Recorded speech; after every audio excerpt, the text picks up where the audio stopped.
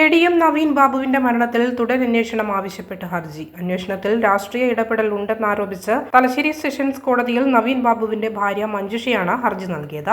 അന്വേഷണ ഉദ്യോഗസ്ഥനായ എ.സി.പി. രക്തകുമാറിന് രാഷ്ട്രീയ ബന്ധമുണ്ടെന്നും ഹർജിയിൽ ആരോപിക്കുന്നു. വിരമിച്ച ശേഷം തദ്ദേശ തിരഞ്ഞെടുപ്പിൽ CPIM സ്ഥാനാർത്ഥിയായി മത്സരിച്ച് വിജയിച്ചിരുന്നു. 2024 ഒക്ടോബർ 15-നാണ് നവീൻ ബാബുവിനെ പള്ളിക്കുന്നിലെ താമസ സ്ഥലത്ത് തൂങ്ങിമരിച്ച നിലയിൽ കണ്ടെത്തിയത്. നവീൻ ബാബുവിന് യാത്രയപ്പ് നൽകുന്ന പരിപാടിയിലേക്ക് അപ്രതീക്ഷിതമായി ജില്ലാ പഞ്ചായത്ത് പ്രസിഡന്റായിരുന്ന PP ദിവ്യ എത്തുകയും കളക്ടർ അരുൺ കെ വിജയന്റെ സാന്നിധ്യത്തിൽ വിമർശനം ഉന്നയിക്കുകയും ചെയ്തിരുന്നു. ഇതിൽ മനംനൊന്ത് നവീൻ ബാബു ആത്മഹത്യ ചെയ്തു എന്നാണ് കേസ്. കേസിൽ PP ദിവ്യ മാത്രമാണ് പ്രതി. ദിവ്യയെ പ്രതി ചേർത്തുള്ള കുറ്റപത്രം അന്വേഷണ സംഘം കോടതിയിൽ സമർപ്പിച്ചിരുന്നു. സംഭവം നടന്ന 166 ദിവസത്തിന് ശേഷമായിരുന്നു കുറ്റപത്രം സമർപ്പിച്ചത്.